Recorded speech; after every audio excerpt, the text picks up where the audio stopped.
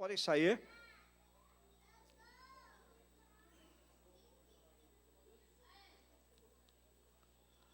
E hoje também nós vamos ouvir a palavra de Deus pela irmã Cristina Albanês. E Cristina disse que ela vai pregar hoje porque amanhã ela vai nos deixar. Estou brincando. Amanhã ela vai nos deixar, ela vai para o Brasil por 10 dias, então vai nos deixar. Ela vai lá ministrar numa igreja, a igreja onde fica a sede da nossa escola teológica aqui. Eles já convidaram para ministrar no Congresso de Mulheres lá. Eu tenho certeza que vai ser uma bênção, amém? Ore por ela, para que Deus possa abençoá-la nesses dias. Ela vai estar na cidade de Vinhedo, São Paulo. Vamos orar pela vida dela. E vamos orar agora também? Pai, fala conosco agora pela Tua palavra. Fala, Senhor, através da Tua serva, usa no poder e unção do Espírito Santo. Ministra, Senhor, aos nossos corações, que sejamos aqui exortados pelo Senhor, que sejamos aqui também redarguidos pelo Senhor, corrigidos, mas que também, Senhor, sejamos edificados, sejamos consolados pela Tua palavra e, sobretudo, sejamos transformados e nos tornemos mais parecidos com o Senhor Jesus. Também traz uma palavra de cura, uma palavra de libertação para aqueles que precisam de cura e de libertação, uma palavra de milagre para aqueles que precisam de milagres, e opera curas, libertação, milagre e salvação no nosso meio desta noite. Em nome de Jesus. Amém. Amém. Glória a Deus. Glória a Deus. Bendito é o Senhor.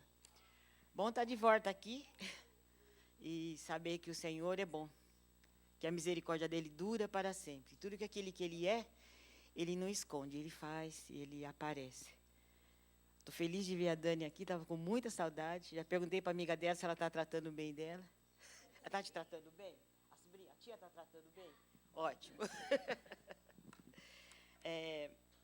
É sempre interessante, toda vez que a gente tem que ministrar a palavra, dá dor de barriga, dá frio. Eu não entendi essa parte até não, mas eu cheguei à conclusão que o melhor de tudo é continuar tendo dor de barriga, morrer de medo e depender de Deus, amém? Às vezes a gente, pelo tempo, pela idade, pela quantidade, nada disso funciona. O que funciona mesmo é saber que Deus é quem faz, é Deus quem fala, é Deus quem trabalha, é Deus quem opera, amém? Eu queria que você abrisse a sua Bíblia. Eu vou ler vários textos, mas agora eu vou começar com 2 textos somente. Tá? Hoje eu quero falar um pouquinho sobre inimigos do nosso coração. Né? Quem são os inimigos do nosso coração? Interessante. Eu estava lendo um material, um livro, e o livro é muito bom, um material muito bom, mas uma parte me mexeu muito comigo e me inspirou a aproveitar para fazer uma mensagem. Então, eu gostaria de repartir com os irmãos nessa noite. O texto que nós vamos ler, ele se encontra em Lucas 6, 45, e um outro texto eu vou dizer daqui a pouquinho. Tá? Diz assim a palavra de Deus. Amém? Todo mundo já achou? Amém. Diz assim, o homem bom tira coisas boas do bom tesouro que está em seu coração. E o homem mau tira coisas más do mal que está em seu coração, porque a sua boca fala do que está cheio o coração.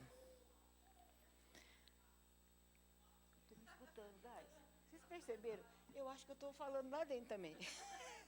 Provérbios 4, 23 diz o seguinte: sobretudo o que se deve guardar, guarda o teu coração, porque dele procedem as saídas da vida.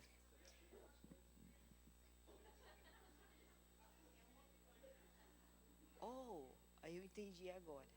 Tá ótimo. Muito obrigada, Jesus, pela tua palavra, que sempre nos esclarece e nos guia em toda a verdade. Fala conosco nessa noite, Senhor. Nós queremos ouvir a tua voz. Aliás, é a única voz que nós queremos ouvir é a tua. Usa-me no poder do teu Espírito, Senhor, e nos confronta pela tua palavra com aquilo que precisa ser confrontado nas nossas vidas. Também, Senhor, trabalha no nosso coração. Ajuda-nos a nos perceber como nós somos, quem nós somos, mas também, Senhor, como o Senhor quer que nós sejamos. Fala conosco, a tua igreja precisa ouvir a tua voz. Nos momentos, nos dias de hoje, quando as coisas estão tão confusas, nós precisamos andar o caminho reto, o caminho certo, sem confusão, guiados por ti. No nome de Jesus. Amém. Quando a Bíblia recomenda que a gente deve guardar o coração, com certeza há uma forte razão, uma boa razão para essa recomendação. O sentido aqui da palavra de guardar não é no sentido de botar na gaveta ou aqui nessa caixinha aqui uma canetinha para não se perder. Não é nesse sentido, é no sentido de proteger o seu coração, mantê-lo a salvo, mantê-lo seguro. Então, é uma recomendação válida e necessária para a gente, tá? E essa proteção, ela é tanto válida para nós, que nos colocamos em situações de vulnerabilidade, quando a gente não se cuida, se expõe a situações, se expõe a pessoas que nos machucam, estou vulnerável. Ou ela também nos ajuda por causa daqueles que nos ferem. Há dois passos importantes. Uma realidade que a gente tem que entender é o seguinte: uma vez que a gente é ferido, se nós não cuidamos dessa ferida, nós nos tornamos reféns dela. Os sentimentos gerados pelo ferimento, pela machucadura, eles ficam presentes na nossa vida. E se a gente não toma conhecimento deles, não toma ciência deles, eles nos aprisionam e a gente fica vivendo em função daquilo. Um outro aspecto que a gente tem que considerar é o seguinte, que pessoas feridas ferem. É um ciclo vicioso. Então, hoje eu gostaria que a gente começasse a pensar, nós vamos falar de 2 inimigos. E depois, um dia, quando Deus permitir, nós vamos falar de alguns outros inimigos que o nosso coração tem. Mas hoje, eu quero me reter a 2. E então, é importante que eu e você aprendamos a seguinte mensagem. Nós temos que evitar passar por sofrimentos desnecessários. E causar sofrimentos desnecessários. Então, eu posso ser vítima, mas eu também posso o quê? Vitimizar. Ok? Então, nós temos que aprender um pouquinho sobre isso. Um outro aspecto importante é que se quando a Bíblia fala de proteger, é porque existe a possibilidade de quê? De um perigo ou a presença de inimigos. Ninguém vai falar para proteger se não tem risco nenhum. Então, está entendendo? Tudo bem até aí? Amém. Então, o que nós temos que pensar nesta noite, que eu quero que você venha comigo, nosso coração tem inimigos. Nós temos o hábito de monitorar o nosso comportamento. Por exemplo, socialmente falando, a gente sabe que se eu incorrer em certas quebras de regras, o que vai acontecer comigo? Eu vou sofrer as consequências cabíveis àquilo. Estou correndo, dirigindo que nem louca na freeway. Chega a polícia, para atrás de mim. O que vai acontecer comigo? Levar o quê? Uma multa. Por quê? Eu quebrei uma regra. Na nossa vida social, no nosso dia a dia, a gente tem essa consciência, mas a maioria das vezes com o nosso coração a gente não tem. Aliás, a gente de vez em quando fala, aquela pessoa é só coração, não é isso? Eu já ouvi essa expressão, nossa, aquele homem é tão bom, aquela mulher é tão boa, ela é só coração. Só Deus sabe que raio de coração é aquele. Pode ser um coração bonzinho, mas pode ser um coração que... Tá, pessoas que fazem coisas boas para encobrir a ruindade do seu coração, ou a dor do seu coração. Tudo bem? Na verdade, eu gosto daquele texto de Jeremias 17:9, que diz assim... É melhor eu ler, né? Para que a gente escreve aqui? Para ler, né? Enganoso é o coração, mais do que todas as coisas, e perverso, quem o conhecerá? Então, quem é que pode entender o coração? É uma boa pergunta. Se a gente não pode entender claramente o coração, também a gente não pode controlá-lo muitas vezes. Quantas vezes que nós já seguimos o nosso coração e lá na frente quebramos a cara, num bom português, certo? Eu confiei tanto naquela pessoa e ela me passou uma rasteira. O que eu sinto? Quebrei a cara. Então, como eu não posso entendê-lo, na maioria das vezes eu também não posso controlá-lo. Então, se nós estamos vivendo isso, eu quero parar um pensamento com vocês aqui agora. Eu acho, do meu jeito de ver aqui, que o nosso coração, muitas vezes, é que nem um terremoto ou um vulcão adormecido. Você nunca sabe com certeza quando é que o vulcão vai acordar e explodir, você sabe? O terremoto, você sabe com certeza quando o terremoto vai acontecer? A gente só sabe que, de repente, tremeu a terra. Trazendo para a nossa vida, a nível de coração, de repente, a minha vida está indo tudo bem, alguém pede o divórcio. Eu estou aqui na Rua da Amargura. O que aconteceu? Fui ferido. De repente, o meu filho que está indo bem na escola, era uma criança feliz, alegre, as notas começam a cair, ele muda de atitude, entra numa postura de rebeldia, numa postura de não quero falar com ninguém, e que está acontecendo com essa criança? De repente. Às vezes, a gente tem que se perguntar se esse de repente é de repente mesmo. Porque, na maioria das vezes, os sinais estão ali. Nós não vemos. Outra coisa. De repente, um passatempo que é inofensivo se torna um hábito destrutivo. Eu acho que vocês sabem mais ou menos do que eu estou falando. Vindas do nada, está tudo bem, alguém fala uma palavra, acaba com a sua raça. E você fica assim, o que eu fiz? De repente. O que nós temos que pensar é que o nosso coração, ele precisa ser conhecido, mas ele também precisa ser, num bom português, domesticado, se eu posso usar essa palavra. Outra coisa importante é que, na maioria das vezes, a gente tem certos segredos, certas coisas que a gente não conta para ninguém. E a gente acha que o fato de eu não contar para ninguém, aquilo nunca vai vir à luz.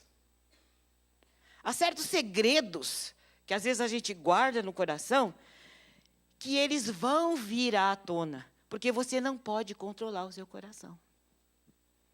Tá? Então, Jesus já avisou do perigo de termos segredos nos nossos corações para sempre. Ou seja, aquilo que está em secreto pode acabar vindo à tona. Com o tempo, os sentimentos que nós guardamos escondidos no coração, eles começam a chegar à nossa casa, no nosso trabalho, no nosso bairro, e vai muito mais além.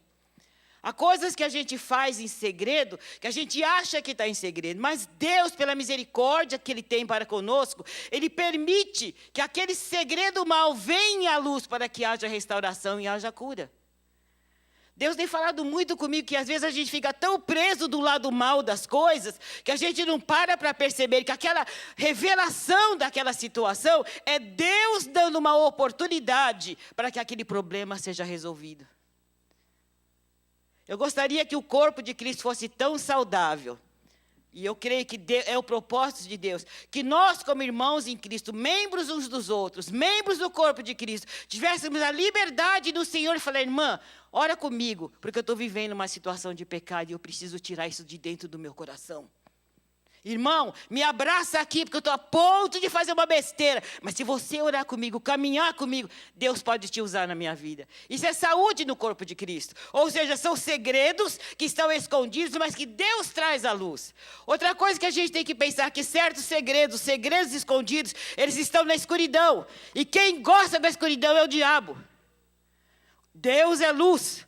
Jesus é a luz do mundo. Se Jesus aparece através da minha vida, ao ponto de alguém ver Jesus na minha vida e querer aquela luz e dizer para mim, Cristina, ora comigo, porque eu tenho um segredo que está danificando a minha vida. É luz sendo lançada sobre as trevas. Quem assiste alguns programas de abuso sexual, de vez em quando a gente ouve aquilo, a pessoa não conta. A menina ou o menino vem sendo abusado por anos e ele não fala por quê? Pelo controle do abusador. Ele fala, se você contar isso vai acontecer. Esse é um lado. O outro lado é a vergonha. E a culpa que isso gera na pessoa. Mas enquanto aquilo está no escondido, nada acontece com o abusador. Mas no momento que isso é revelado, o que acontece? O poder da mentira sobre a vida daquela pessoa é quebrado, porque foi trazido à luz. Há certos segredos dos nossos corações que Deus vai trazer à luz. Não porque Ele quer nos envergonhar, porque esse é o papel do diabo, mas é porque Ele quer nos restaurar. Ele quer nos curar. Amados, não existe cura se não houver o tratamento da ferida.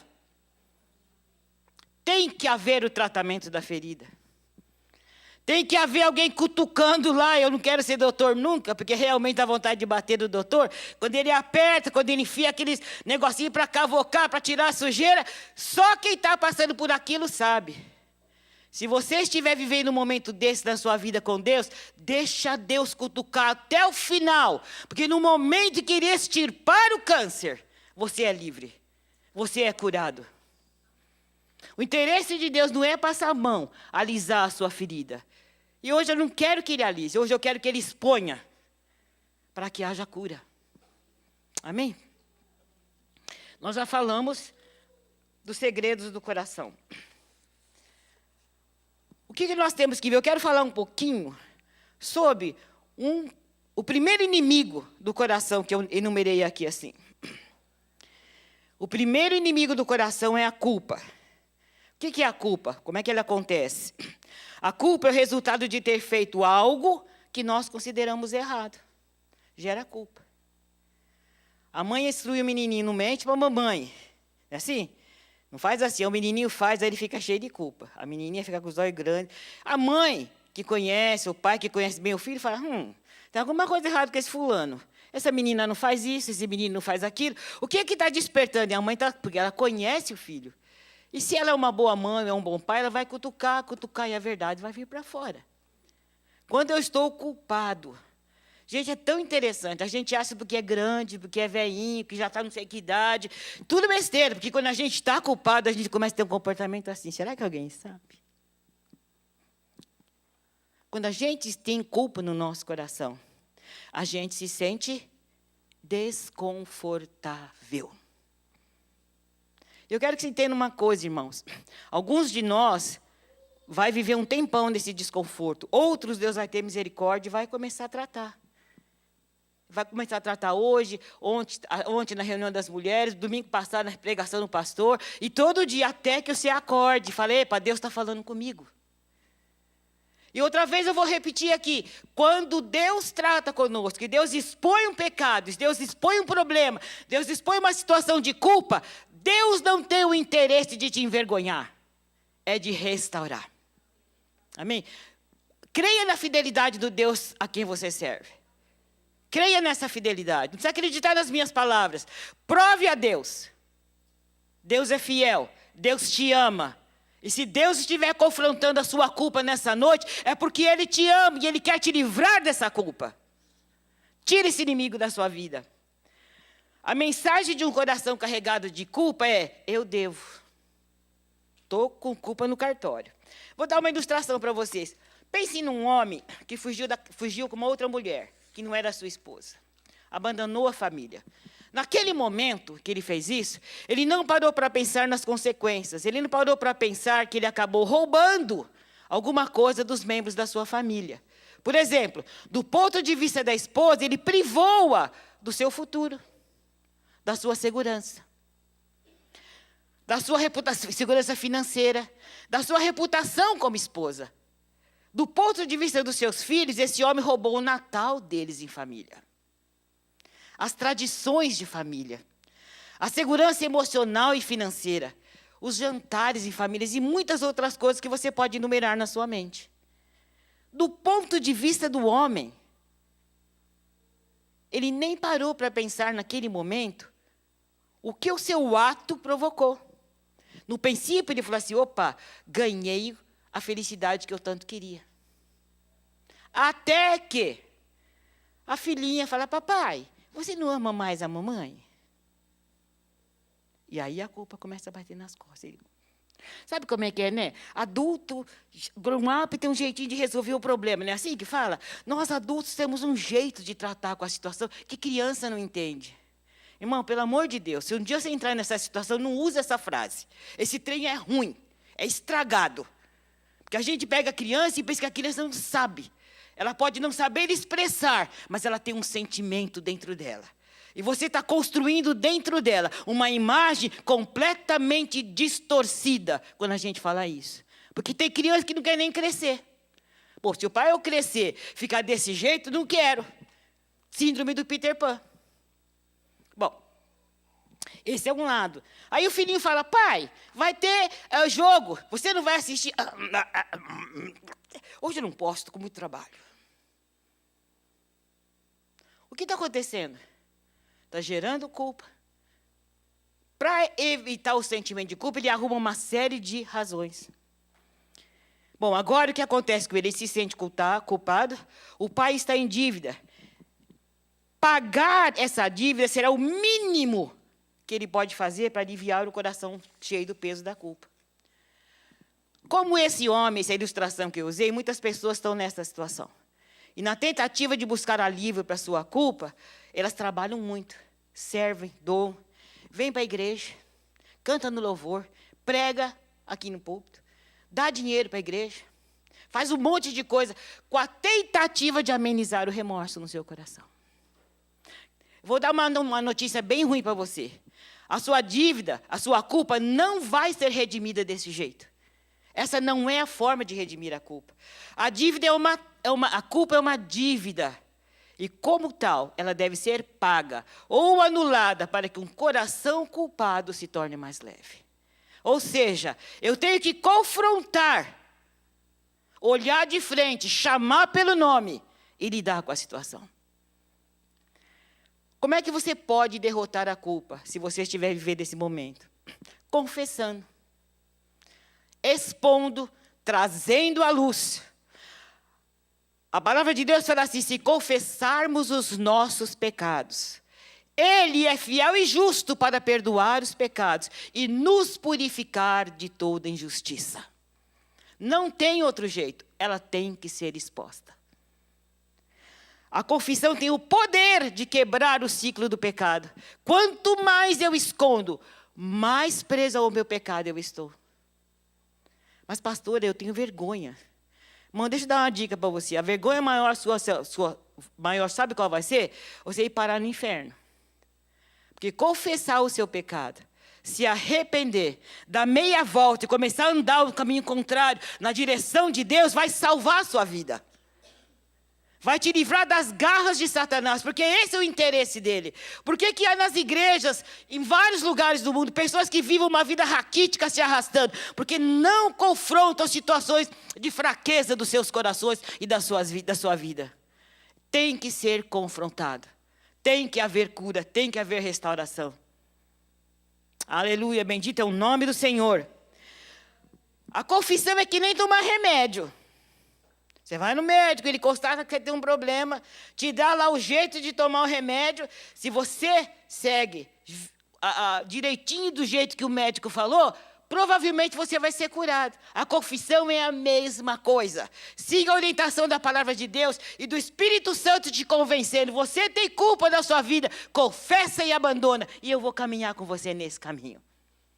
Eu amo saber que que Deus é tão misericordioso, que mesmo quando eu estou distante, eu deixei Ele lá para trás, estou caminhando pelo meu jeitão, lá Ele está aqui, ó.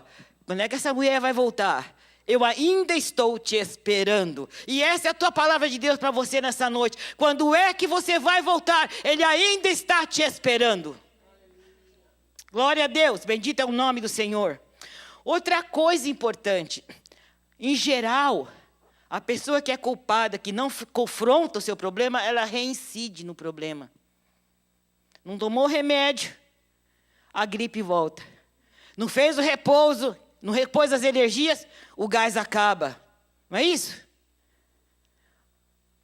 Em geral, a pessoa culpada, ela é reincidente. E enquanto ela estiver guardando um segredo, tentando tranquilizar a sua consciência, fala: Deus, eu estou arrependida, mas não vou abandonar ainda. Ó Deus, eu estou arrependida, mas vou continuar fazendo. Sabe o que você está fazendo? Você está se preparando para repetir o problema que você vive. Você vai repetir o seu passado. Você vai repetir o seu passado. Há situações que a gente não pode deixar passar, elas têm que ser confrontadas. Quando você confessar os seus pecados, você vai ser ajudado pelo Espírito Santo a não voltar a cometer essas ofensas. O que seja, quando você olha aquilo de frente, você vê quem é o seu inimigo. Não é um fantasma mais, é alguém que você fala: bom, se eu for nessa direção, eu tenho essa tendência de cair nisso, então eu não posso, eu tenho que aprender a andar por aqui. Confronte a situação, não tenha medo disso. Uma coisa que eu anotei aqui, que Deus falou muito ao meu coração: a confissão nos treina a reconhecer as nossas limitações. Porque para eu confessar uma fraqueza minha, o troço é meio complicado. Eu tenho que calçar a cara, ficar humilde e falar: eu não sou tão bonzinho assim, esse lado meu está torto, eu tenho que consertar. Então, a confissão nos treina a reconhecer as nossas limitações, as nossas fraquezas, e nos constrange a entregá-las a Deus, que pode realmente nos ajudar. Aleluia. Uma coisa que a gente tem dificuldade de aceitar é que O corpo de Cristo existe por uma razão. Tá todo mundo brincando que a Débora e eu, nós somos twins, né, Débora? Nós somos gêmeas. Né? E a gente tem muita coisa em comum mesmo. E a gente sente muita coisa igual. E isso mostra o nível de laço que existe entre nós. No corpo de Cristo não é diferente. Existem laços. A Neuci é o pescoço. A Gisele é o pé. O pescoço não é mais importante que o pé. Ambos são necessários no corpo. Irmão, eu não sei o que você é no corpo de Cristo. O nome que você quiser dar para você, você dá aí. Mas o que eu quero que você entenda é o seguinte. Que eu preciso de você para caminhar certinho. Você precisa de mim para fazer a sua parte. E nós não podemos deixar que a culpa dos nossos atos, os problemas da nossa vida, atrapalhe essa dinâmica. Então vai chegar um momento que eu vou estar fazendo uma coisa errada, a Débora fala, mana, eu te amo muito, você é minha irmã mais nova, porém, você está fazendo isso que não pode mais ser feito. Sabe o que é isso? É o membro ajudando o outro membro. E a gente fica na carne quando o irmão usado por Deus fala. É verdade que tem irmão que acaba com a raça do outro para poder ajudar, né? Mas a gente aprende no caminho. A gente vai aprendendo que não é, a intenção é ajudar, não é deixar o irmão pior que tapete, entendeu? Então a gente vai aprendendo. Porém, eu tenho que entender o seguinte, amados, que no corpo de Cristo existe essa dinâmica e a autoridade no corpo de Cristo para que a gente possa se ajudar mutuamente. E o irmão apontar a culpa do outro e abençoar aquela vida. Às vezes eu fico esperando que Deus vai descer com um anjinho aqui, e ele pode fazer isso, mas às vezes o anjinho se chama Pastor Roy. Deus levanta ele na palavra e fala comigo, eu falo, meu Deus do céu, Deus usou aquele irmão para trazer à luz uma situação que eu não estava vendo. Corpo de Cristo tem essa função, um vai curar o outro e não acusar o outro. A acusação é do diabo. E em nome de Jesus, não tem parte com as nossas vidas. Instrumentos de Deus. Nós somos chamados para ser instrumentos de Deus na vida uns dos outros. Então, deixa Deus usar a sua vida, mas deixa Deus usar alguém na sua vida também. Eu tenho que ser humilde para aceitar isso, amém? Bom, eu tenho que fazer uma pergunta, então, para você, antes de eu terminar a mensagem. E você está se sentindo culpado de quê nessa noite? Eu espero, irmão, que o Espírito Santo esteja falando no seu coração. Eu não quero saber o tamanho do pecado. Se você roubou o banco, se você matou o homem, I don't care. Né, Aline? Você não me deu minha camiseta. Eu não quero saber. O que eu quero saber é que qualquer que seja a situação, ela não é maior que a autoridade e o poder do sangue de Jesus para perdoar você. Do que você está se sentindo culpado nessa noite? Confesse seu pecado a Deus. Procure a pessoa a quem você feriu. Peça perdão. Restaura. Uma palavra de Deus para você. Faça isso hoje mesmo. Amém? Se hoje ouvires a sua voz, não endureçais os vossos corações. Amém? Quero falar do segundo pecado, o segundo inimigo do nosso coração. É a ira. Eu quero que você vá comigo lá em Efésios 4, 25 a 32. Diz assim, eu vou ler esse texto, e assim de uma forma mais ou menos pausada. Diz assim, não meu pequeno, vou ler no meu mesmo. Portanto, cada um de vocês deve abandonar a mentira e falar a verdade ao seu próximo, pois todos somos membros de um mesmo corpo. Quando vocês ficarem irados, não pequem. Interessante, né? Não pequem. Apaziguem a sua ira antes que o sol se ponha. Eu quero parar um pouquinho na palavra apaziguar. Quando a Bíblia manda você apaziguar, ela está dando uma ordem para você, dizendo, olha, é uma ação que você tem que desenvolver, que você tem que ter. Apaziguar indica ação com conhecimento. Ou seja, ninguém vai apaziguar uma situação que ele não conhece. Eu não vou amansar uma situação que eu não conheço. Na verdade, não existe isso. Então, quando ele manda apaziguar, é porque ele sabe que eu e você temos conhecimento da confusão que a gente aprontou. É uma ação consciente da nossa parte. Então, a minha sugestão para nós é quando você sabe que você vai perder o controle, você vai ficar na carne, vai virar açougue, frigorífico, busque a ajuda do Senhor. Acalme-se, Senhor, me dá autocontrole aqui. Eu estou querendo arrancar o pescoço do outro. Eu vou ir a falar o que eu não devo. Exerça domínio próprio. Domínio próprio, irmãos, não nasce da noite para o dia na nossa vida. É um mover, é um trabalho do Espírito Santo em nós, trabalhando no nosso caráter, nos mostrando os nossos limites e alargando com a graça dele, para que eu possa ter uma paciência maior, que eu possa controlar a minha língua, controlar o meu temperamento, controlar os meus pensamentos. Domínio próprio. Então, exerça domínio próprio. Eu anotei uma expressão que eu gostei demais. Para nós cristãos, a expressão perdi a cabeça não deveria ser parte do nosso vocabulário e nem da nossa vida.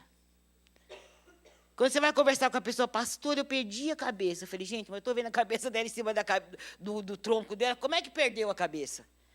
Mas por que você perdeu a cabeça? Falta de domínio próprio. A ira te venceu. Eu não estou falando mal de vocês, irmãos. Eu estou falando de coisas que fazem parte da minha vida. Então, como é que a gente resolve isso? A Bíblia fala assim, não dê lugar ao diabo. Se você for ao versículo 27 do texto que eu estou lendo. Não deem lugar ao diabo. Nós já sabemos, a ira vem de onde?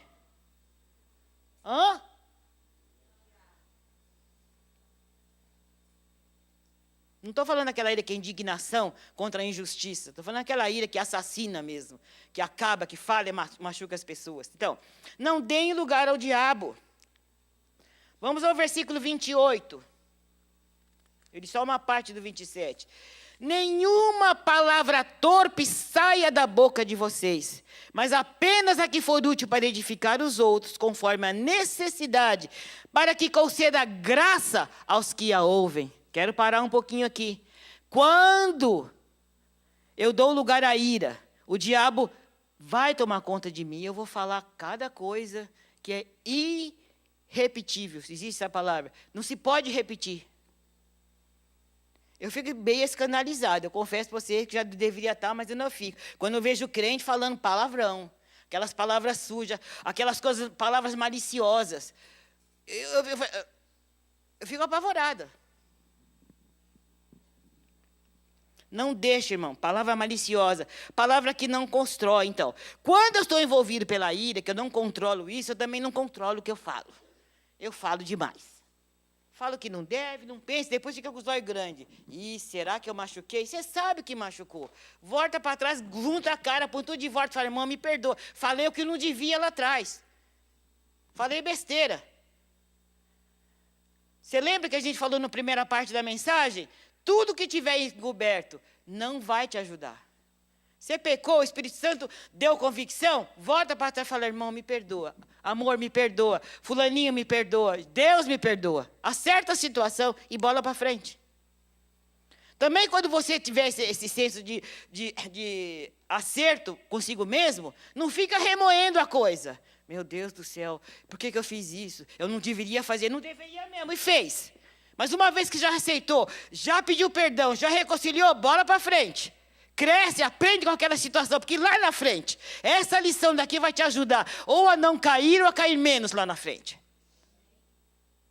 Não fica morrendo de dó de você mesmo, passando a mão na sua própria cabeça. Ai, que coisa, que horror que eu sou. É mesmo, mas é por causa disso que Jesus veio, para a misericórdia dele nos alcançar, nos transformar. Porque se eu pudesse fazer alguma coisa por mim mesmo, seguramente eu não estava aqui. Mas eu estou aqui porque Deus ainda está trabalhando na minha vida. Eu preciso do trabalho de Deus na minha vida. Aleluia, bendito é o nome do Senhor. Eu preciso do trabalho de Deus. Então, morrer de dó de você mesmo não vai te fazer melhor. Cara de coitadinho não vai te fazer melhor. O que vai te fazer melhor, fala, Senhor, só vi o pisando no tomate, mas por favor, me ajuda na minha fraqueza. Aleluia. E sabe quando isso acontece? Você está dando um chute no diabo. Porque toda a intenção dele foi frustrada por causa que Deus te deu humildade para reconhecer o seu estado e pedir a ajuda do Senhor. Aleluia, bendito é o nome do Senhor. A palavra de Deus fala assim, não entristeçam o Espírito Santo de Deus. Significa dizer o seguinte, Se eu posso entristecer, eu posso alegrar. Se a minha ira entristece, o fato de eu não me irar vai alegrar o coração do Senhor. Quem você quer alegrar nesta noite? Quem você quer alegrar nesta noite? Versículo 31 diz assim: livrem-se de toda amargura, indignação e ira, gritaria e calúnia, bem como de toda maldade. Quero parar um pouquinho aqui. A palavra livrem-se, de novo, dá uma ideia de uma ação consciente. Ele está mandando eu fazer alguma coisa. E nesse texto, a orientação do Espírito Santo me dá a entender que é nos desafiar a tomar uma posição diante dos sentimentos que ele descreve no versículo 31. O desafio é de ação e não de passividade. Eu estou amargurado. Eu estou indignado. Eu estou irado. Eu adoro gritar. Epa, adoro falar calúnia. Não é isso que ele está dizendo. Livrem-se. Joga fora, tira da sua vida, tira da sua boca, tira dos seus pensamentos. Livre-se. Eu não sei explicar melhor a palavra livre, eu só sei falar isso. Então o desafio é livre-se da ira. Eu quero falar um pouquinho assim, quando é que a gente se ira? Alguns pensamentos, rapidamente. Ficamos com raiva ou nós nos iramos quando a gente não consegue o que a gente quer. Sabe aquele povo que eu vou ter e não dá e fica na carne, bate o pé, xinga a mãe, o pai, o tio, a tia, aquela confusão? Não conseguiu o que quis, ficou na carne. Me mostra uma pessoa zangada e eu vou te mostrar uma pessoa ferida.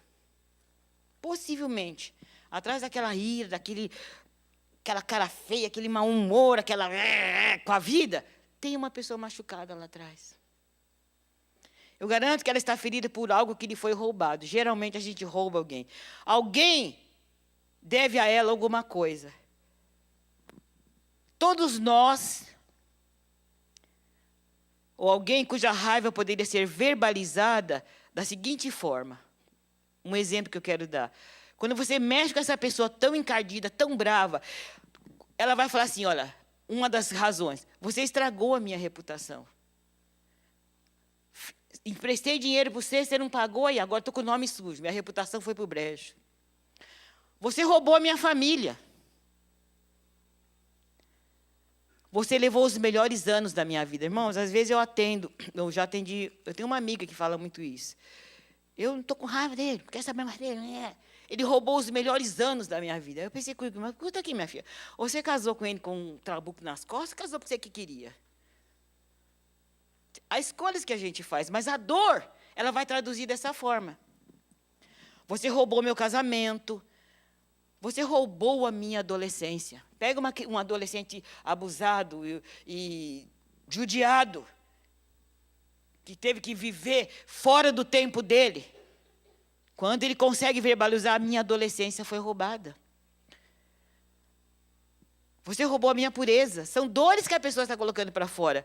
O homem nunca conseguiu melhorar a vida financeira. Chega, põe o dedo no nariz do chefe e fala assim, você me deve um aumento, porque eu trabalho que nem cão aqui e nunca você reconheceu.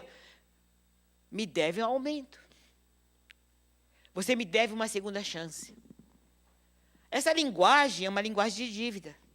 E por trás disso, provavelmente é uma pessoa machucada e irada, porque a única maneira que ela tem de se expressar é essa. Então, com essa conversa toda que eu estou falando com vocês, a gente começa a perceber uma relação de dívida e de alguém que deve. Certo? Eu quero terminar te fazendo uma pergunta. E você? Qual é a dívida que está lhe causando a raiva que você tem? Qual é a dívida? Quero te falar uma outra pergunta também. Até quando você vai permitir que as pessoas que feriram você controlem a sua vida? Por quanto tempo? Mais um mês? Eu quero ser mais drástica, mais um minuto. Mais uma hora. Avalie a dor, o seu sofrimento e a proposta de Deus para você, de aliviar. Conclusão. Hoje eu quero fazer uma sugestão para você, que seja o dia em que você vai parar de segurar no seu coração essa dor. E você fala, Senhor, eu não aguento mais. Essa ira está me consumindo e eu não posso fazer nada com ela. O único caminho que eu tenho é levar a cruz. E o Senhor possa me libertar. Embora seja verdade que nem tudo, em todo mal que foi feito possa ser desfeito, mas também é verdade que você não precisa deixar o seu passado controlar o seu futuro. Você casou mal? Está no passado. Qual é o futuro que Deus tem para você hoje? Aleluia, bendito é o nome do Senhor. O seu passado não precisa controlar o seu futuro. Como é que você faz para se livrar de toda amargura, de toda indignação, de toda ira? A gente faz isso perdoando-nos uns aos outros, como Deus em Cristo nos perdoou. O remédio para a raiva, o remédio para a ira é o perdão. Quero te dar um conselho, é um conselho mesmo. Se você ficar aqui, sentadinho aí na sua vida, ou aqui dentro da igreja, esperando que as pessoas que te feriram vão compensar você, você vai esperar provavelmente o resto da sua vida e vai acabar pagando um preço muito alto. Tira seu cavalinho da chuva. Toma a iniciativa de abrir mão disso. Abre mão dessa raiva que te consome. Não interessa, eu quero te dar uma prescrição. A gente falou do médico lá, lembra? Eu não sou médico não, mas vou te dar uma prescrição nessa noite, tá bom?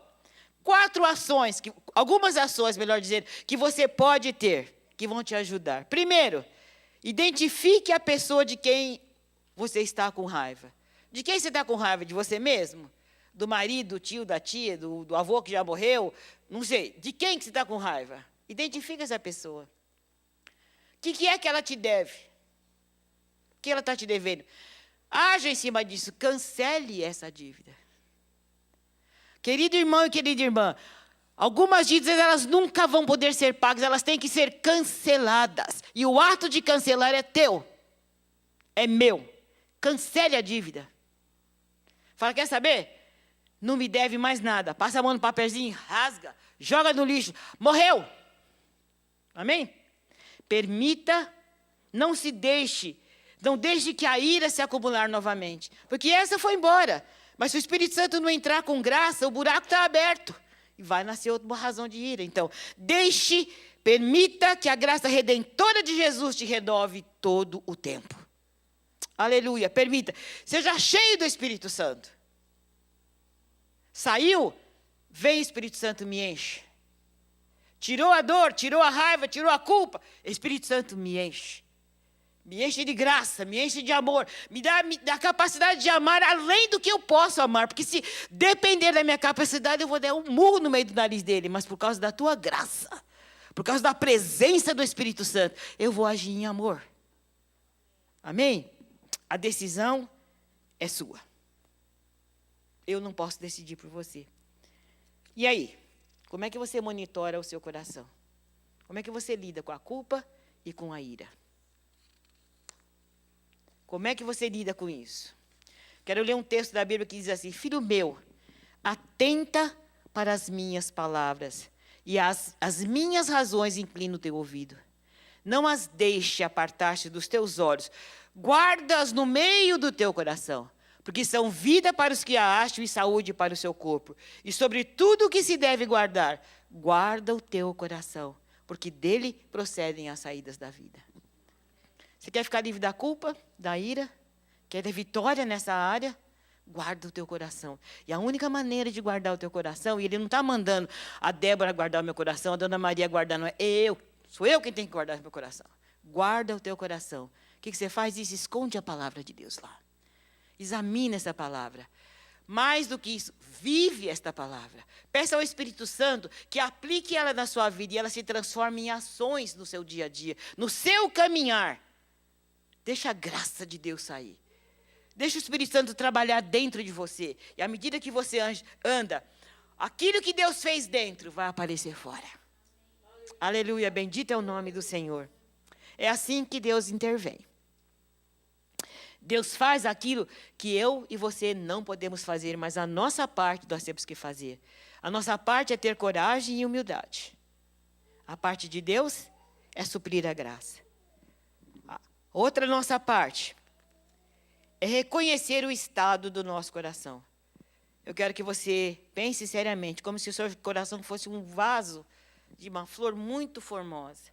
Mas que quando a gente olha, não consegue ver aquela flor, porque tem tanta coisa em cima dela, matando e escondendo a beleza dessa flor. Se o seu coração estiver nessa situação nessa noite, em nome de Jesus, começa a tirar.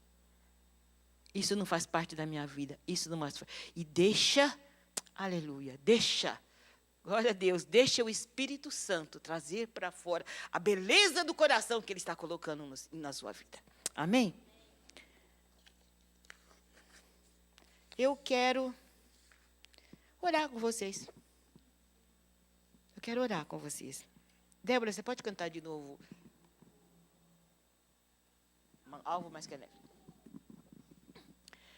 E enquanto essa canção está sendo ministrada, conforme nós falamos, se Deus falou com você nessa noite, e se um dos dois inimigos estão presentes, eu quero te convidar a vir à frente. Nós queremos orar com você. Não tenha vergonha, porque você constatou que você tem culpa, que você está irado. Não. Aqui não é lugar para isso. Aqui é lugar de redenção. Aqui é lugar de abraço. Aqui é lugar que, apesar de toda a nossa deficiência, o Senhor está trabalhando nas nossas vidas e nós queremos que esse trabalho continue. Eu quero simplesmente pedir que fiquem em pé, vamos nos colocar em pés. E se você tem desejo que nós oremos por você, simplesmente saia do seu lugar e venha até aqui que nós queremos orar pela sua vida. Amém. Amém. Bendito é o nome do Senhor. Pode vir em nome de Jesus, em nome do Senhor Jesus. Aleluia. Aleluia. Bendito é o nome do Senhor. Continua assim, trabalhando. Obrigado, Jesus. Aleluia. Aleluia. Obrigada, Senhor.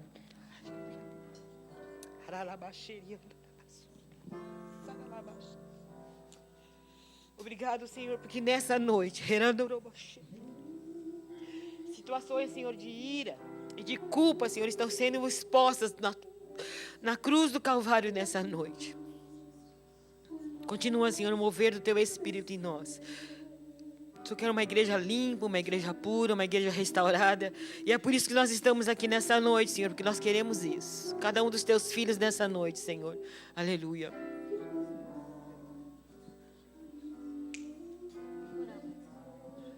Eu queria pedir ao Elias que viesse nos ajudar a orar com os irmãos. A Lurdinha também, se puder, por favor.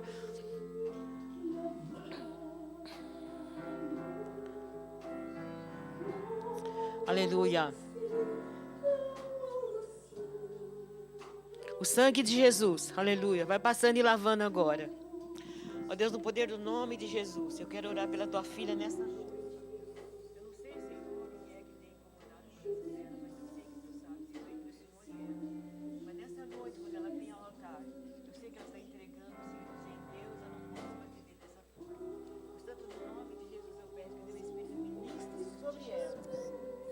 Que ela receba, Senhor, libertação da ira e da culpa na mente dela e no coração dela, em nome de Jesus. Abençoa, Senhor, derrama a tua graça sobre a vida da tua filha. Ó Deus, qualquer situação do passado, Senhor, que possa estar incomodando a vida da tua